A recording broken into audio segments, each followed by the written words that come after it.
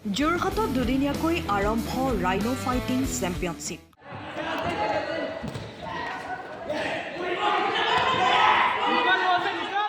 অংশগ্ৰহণ 2 শতাধিক প্ৰতিযোগীৰ।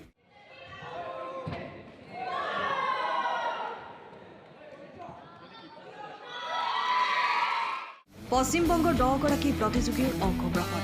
Red dragon martial art and sports একাডেমীৰ উদ্যোগত আৰু rhino martial art and fitness চেণ্টাৰৰ সহযোগত আজিৰে পৰা দুদিনীয়া কাৰ্যসূচীৰে যোৰহাটৰ জগন্নাথ বৰুৱা মহাবিদ্যালয়ৰ ইনডোৰ ষ্টেডিয়ামত আৰম্ভ হৈছে প্ৰথম বাৰ্ষিক ৰাইনো ফাইটিং চেম্পিয়নশ্বিপ।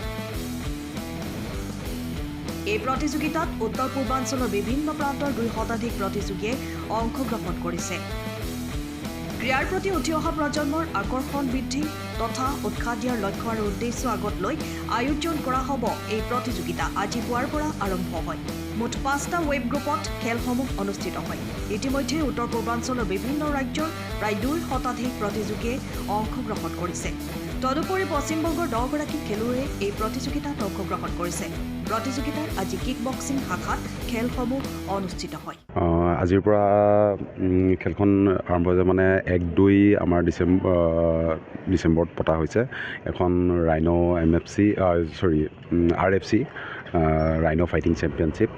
তো এইবাৰ আমি ভাবিছিলোঁ এখন নৰ্থ ইষ্ট লেভেলত হ'ব, কিন্তু এতিয়া এখন নেশ্যনেল লেভেলত হ'লগৈ ফাইটখন, তো গেমখন। তো এতিয়া যথেষ্ট ফাইটাৰো ইয়াত আহিছে, আপোনাৰ প্ৰায় 200+ তেনেকুৱাই হৈ গৈছে। এনেকৈ বেংগলৰ প্লেয়াৰ কথা আছিলে, বেংগলৰ প্লেয়াৰ আহিছে। তেওঁলোকৰ প্ৰায় 10জনৰো অধিক আহিছে। কেইখন ষ্টেটৰ আহিছে এতিয়া আমাৰ নৰ্থ ইষ্টৰ গোটেইখিনি আছে বুলি ক'লেও বেয়া নহয়, আৰু বাহিৰৰ আপোনাৰ বেংগলৰ আহিছে। আজি মানে 2খন খেল আছিলে, আজি বেলেগ হ'ব, কাইলৈ এখনো বেলেগ হ'ব। আজি কিক বক্সিং হৈ আছে, এইখিনি এমেচিয়ৰ কিক বক্সিং হৈ আছে, আৰু অহা কাইলৈ আপোনাৰ এমেচিয়ৰ MMA and semi pro' kick boxing হ'ব। আজিৰ পৰা আমাৰ এমেচিয়ৰ কিক বক্সিং ফাইটখন অনুষ্ঠিত হৈছে। আপোনাৰ অলৰেডি আণ্ডাৰ 12 ইয়াৰ্ছ বিল' কেটেগৰী প্লেয়াৰখিনি অলৰেডি খেলিছে। ৱেষ্ট বেংগলৰ প্লেয়াৰ 2খন ফাইট হৈ গৈছে, 10জনৰ অধিক প্লেয়াৰ আহিছে, আৰু আপোনাৰ অলৰেডি এতিয়া বহুতকেইখন ফাইট আমাৰ হৈ গৈছে। এতিয়া আপোনালোকে দেখিবলৈ পাইছে এখন ফাইট আমাৰ বেকচাইডে আমাৰ এখন ফাইট চলিয়ে আছে, আৰু আশা কৰোঁ আপোনালোকৰ সকলোৱে যোৰহাটবাসীলৈ নিমন্ত্ৰণ যে সকলোৱে আহক, উপভোগ কৰক। আৰু এতিয়া আমাৰ মেইন ইভেণ্টো আৰম্ভ হ'বলৈ গৈ আছে। উদ্বোধন আমাৰ পুৱা 8 বজাত হৈ গৈছে। খেলখন আমাৰ সমীৰণ বৰুৱা ডাঙৰীয়াই কৰিলে, আৰু আমাৰ বিজয় শংকৰ বৰদলৈ ডাঙৰীয়াই কৰিলে। তাৰ পাছতে আমাৰ যিখিনি সৰু শিশুসকল আছিলে তেওঁলোকৰ খেলখিনি অলৰেডি আপোনাৰ গোটেইখিনি কমপ্লিট হৈয়ে গৈছে। এতিয়া আপোনাৰ জুনিয়ৰখিনি হৈ আছে, ইয়াৰ পাছত ছিনিয়ৰখিনি আৰম্ভ হ'ব। Bureau' report, time of Assam.